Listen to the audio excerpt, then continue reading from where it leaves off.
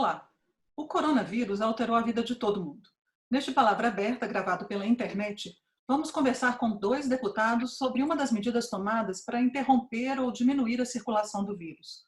A mudança, a alteração na maneira de circular entre estados e municípios dentro do próprio país.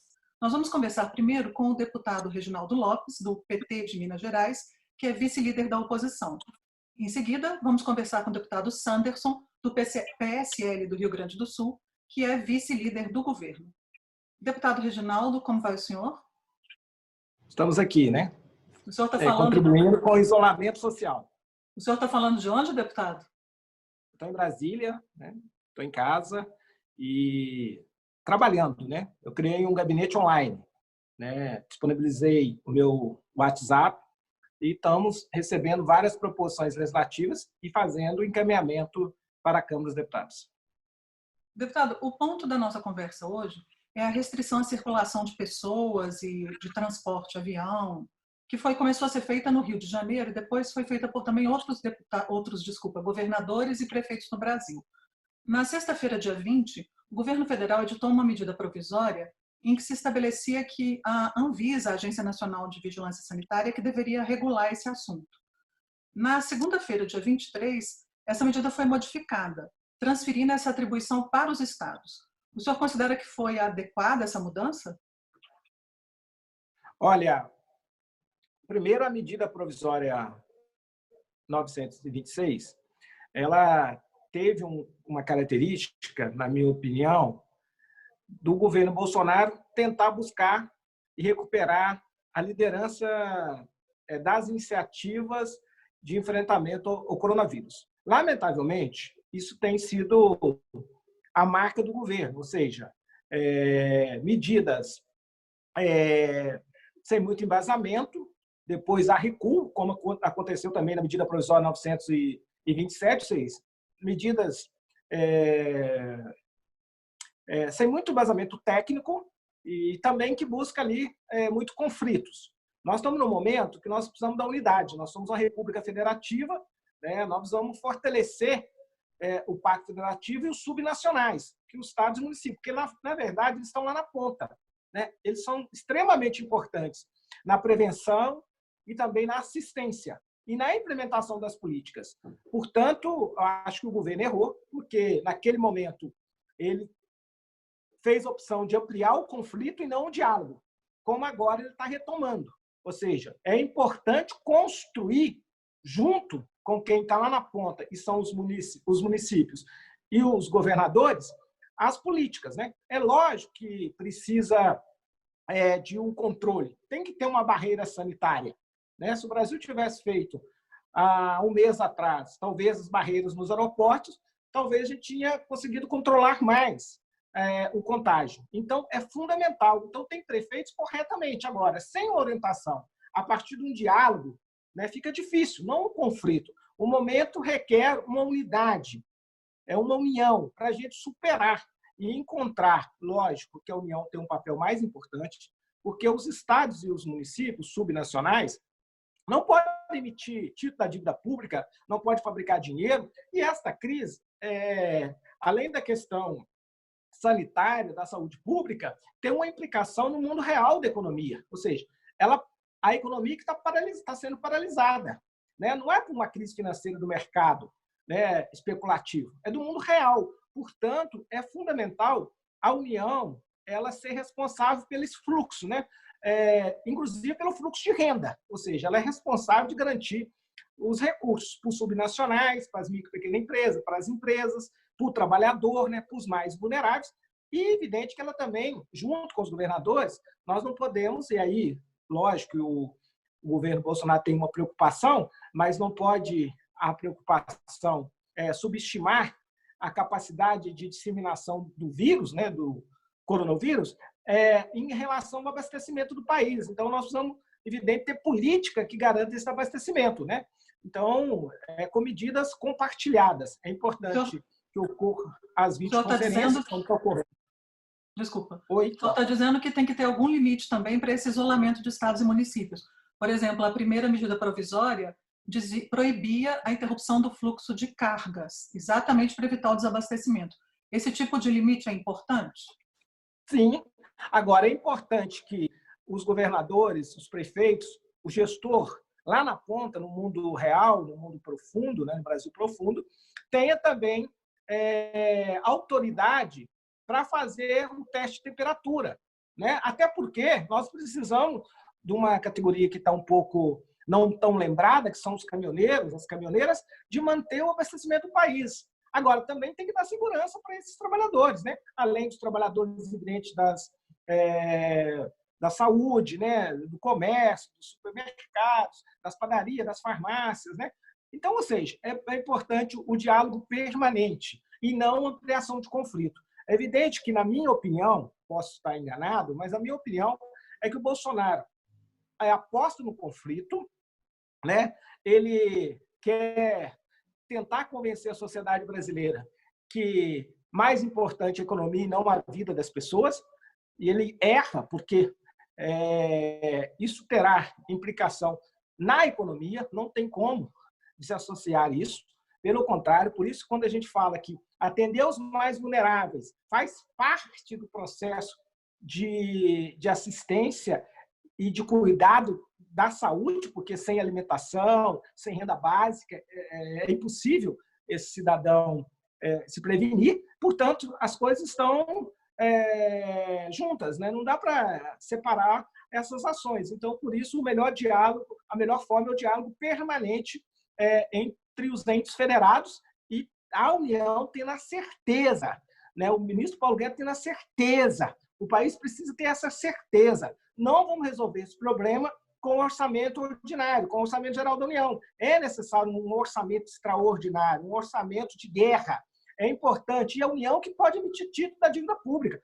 Nós estamos falando de uma crise que pode chegar na casa de trilhões de reais. O que a gente está assistindo, lamentavelmente, é muito fake news, muita demagogia de alguns políticos. Então, é importante a sociedade brasileira saber o tamanho dessa dimensão. Os Estados Unidos vai disponibilizar 20% do seu PIB americano, ou seja, mais de 2 trilhões de reais. Né? A própria Inglaterra, o conservador Boris Johnson, vai também estatizar, vamos dizer assim, 80% do salário das empresas, dos trabalhadores formais. O Brasil tem vários problemas, porque tem quase 40 milhões de trabalhadores informais e tem 36 milhões de trabalhadores formais e mais os vulneráveis, os desalentados. Então, é importante essa unidade federativa nesse momento. Então, é importante que o Bolsonaro, pela primeira vez, tenha responsabilidade, que ele já foi muito irresponsável, ter tratado como gripezinha, fantasia, ter ido nas manifestações, inclusive, lamentavelmente, com o presidente da Anvisa, né? Lá que é a Anvisa que tem que regulamentar, ele mostrou também irresponsável, né? Junto ao seu padrinho político, Bolsonaro, ter ido nas manifestações do dia 15 de março. Muito obrigada, deputado. Nós conversamos com o deputado Reginaldo Lopes, do PT de Minas Gerais, que é vice-líder da oposição, sobre a medida de restrição à movimentação dentro do país. E conversamos também sobre outras medidas relacionadas ao coronavírus. Em seguida, nós vamos conversar com o deputado Sanderson, do PSL do Rio Grande do Sul. Obrigada, deputado. Eu que agradeço.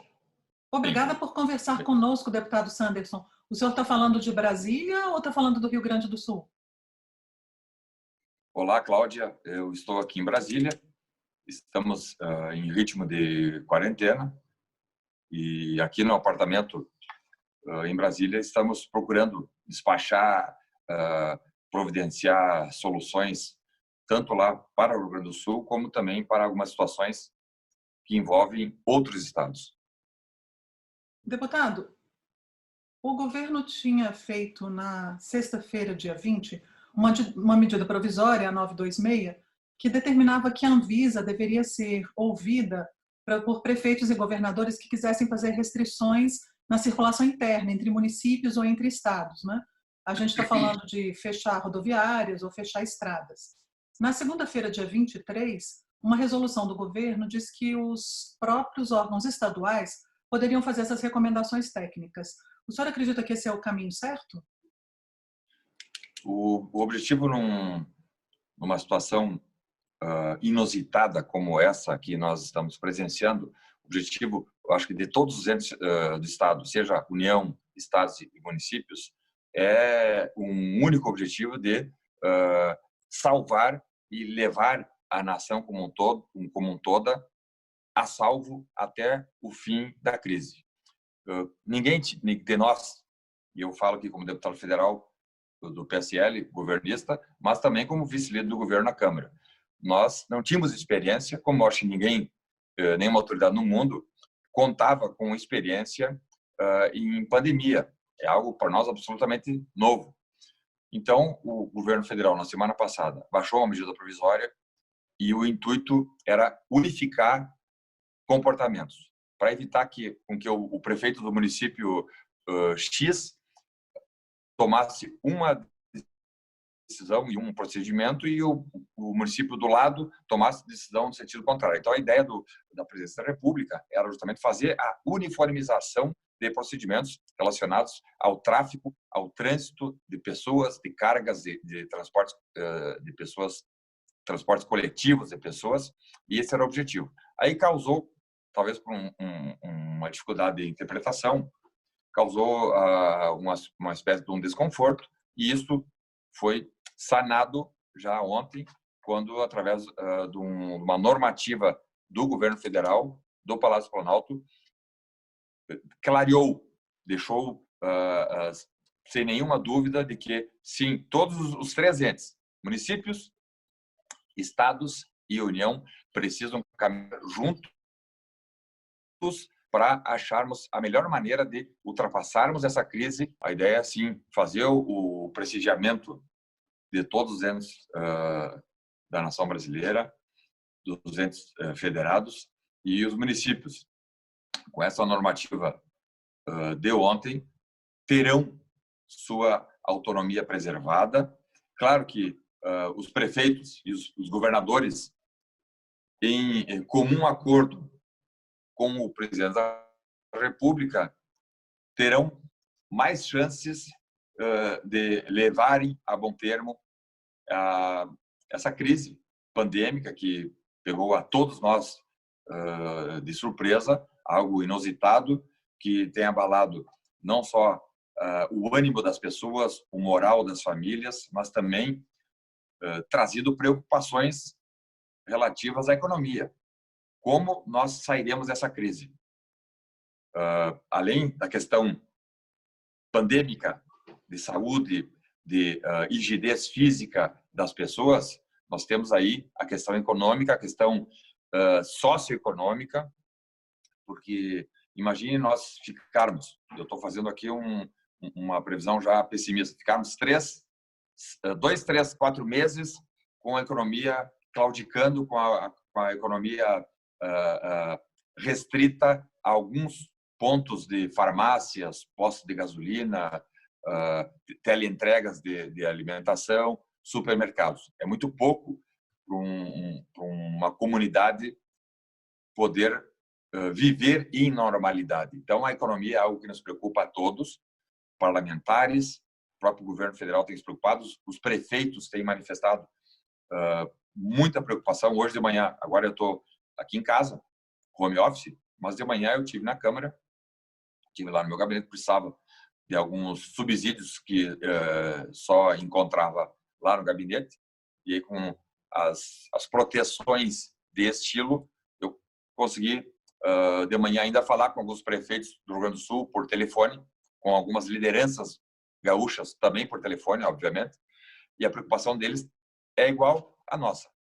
Sairmos da crise vivos, rígidos fisicamente, perfeitos no aspecto da saúde, mas também em condições de, logo ali na frente, voltarmos à normalidade econômica, voltarmos ao portento econômico que o Brasil sempre demonstrou, seja na agricultura, seja na indústria, seja no comércio, seja na gastronomia. Nós somos um país com um potencial gigantesco na gastronomia, como no turismo também. E acho que mais cedo estávamos conversando com o deputado Reginaldo Lopes, que é vice-líder da minoria. E ele criticou a postura do governo com relação à liberação de recursos para enfrentar essa crise. Como é que o senhor vê a política de liberação de recursos? Como é que vai ser preciso lidar com o orçamento, na opinião do senhor, para fazer frente a esse baque, né, que a nossa economia está sofrendo, como o senhor está destacando?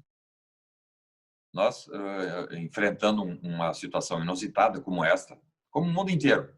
Estados Unidos, que é uma potência mundial, né, tem enfrentado dificuldades para fazer ajustes ao seu orçamento.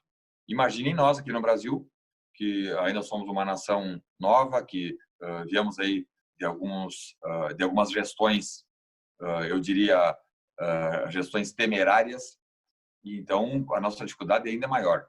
Nós, ano passado, tivemos um déficit público de quase 100 bilhões, 80 e poucos bilhões de reais, e a ideia era, agora em 2020, diminuirmos esse déficit, né, ao ponto de nós termos dinheiro lá em orçamento numerário em 2021, 2022, para investirmos de forma mais folgada em obras públicas, em obras de saúde, obras relacionadas à educação. E aí fomos pegos, né, como o mundo inteiro foi. Eu acabei de falar aqui, citar o exemplo dos Estados Unidos, da Itália, país também do primeiro mundo, a própria China, um país que tem uma economia gigante, mas fomos pegos de surpresa e agora de todas as maneiras, seja cortando orçamentos considerados voluptuários ou supérfluos, investindo cada centavo daquilo que nós temos enquanto nação, enquanto cofres públicos, na prevenção, no tratamento e no combate ao coronavírus, que é o agente que causa a Covid-19. E, inclusive, eu sou autor, há vários projetos de lei tramitando na Câmara e no Senado, mas eu sou autor de um projeto de lei 649 de 2020, que realoca os 2 bilhões e 34 milhões de reais do Fundo Especial Eleitoral, que é o que chamo de fundão, realoca do Fundo Especial Eleitoral diretamente para o Ministério da Saúde usar exclusivamente no combate e na prevenção ao coronavírus. Então, são 2 bilhões que nós estamos aí. Há outros projetos também, parece que são 4 ou 5 projetos de lei, mas um projeto é de minha autoria. E estamos, então, achando formas, buscando recursos em vários setores para carreá-los ao tratamento e à prevenção do coronavírus. Agora, todo aquele esforço que o governo já fez até agora, nessas 2 semanas, praticamente, de esforço governamental, através do Ministério da Saúde, através do Ministério da Economia, através do próprio Presidente da República, todo esforço ainda é pouco para aquilo que nós precisamos fazer daqui para frente.